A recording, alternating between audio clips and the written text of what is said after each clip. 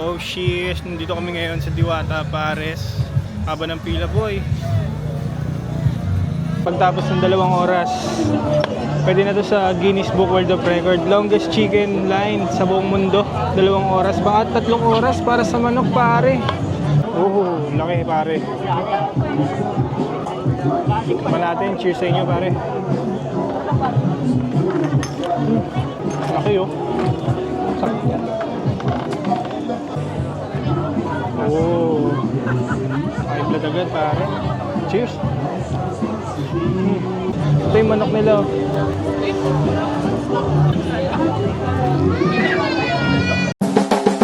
Nagugutom ka na naman ba amigo?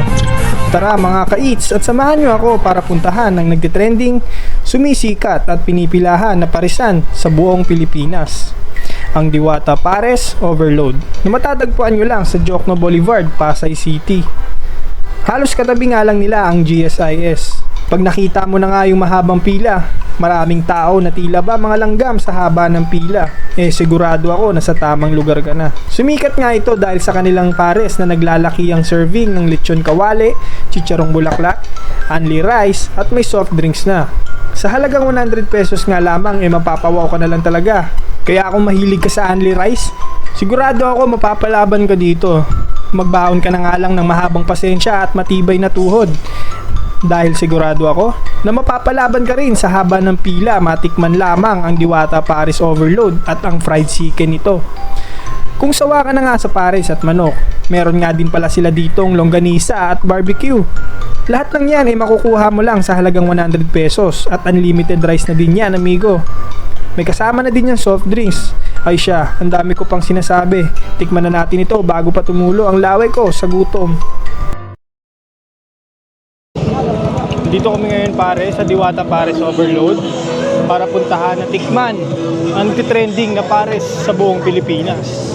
Ang Diwata Pares Overload mga pare. Tara, samahan nyo ko. Let's go!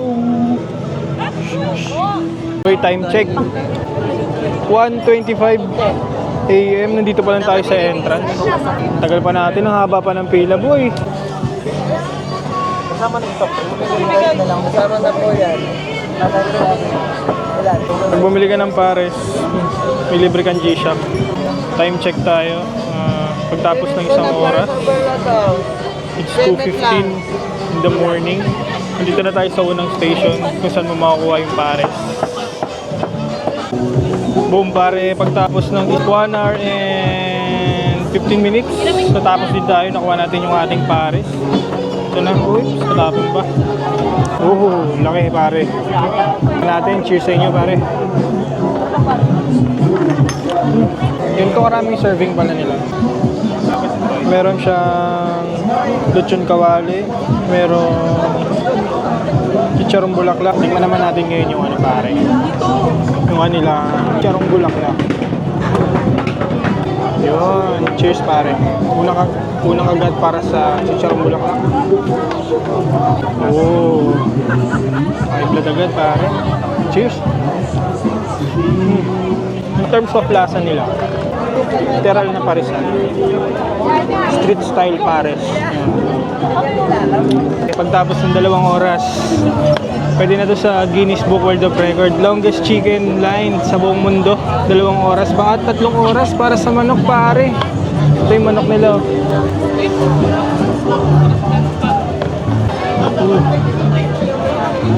Balat.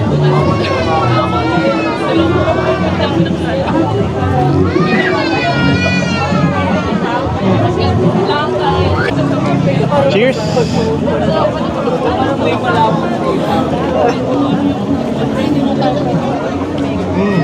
May lasa naman yung lamang.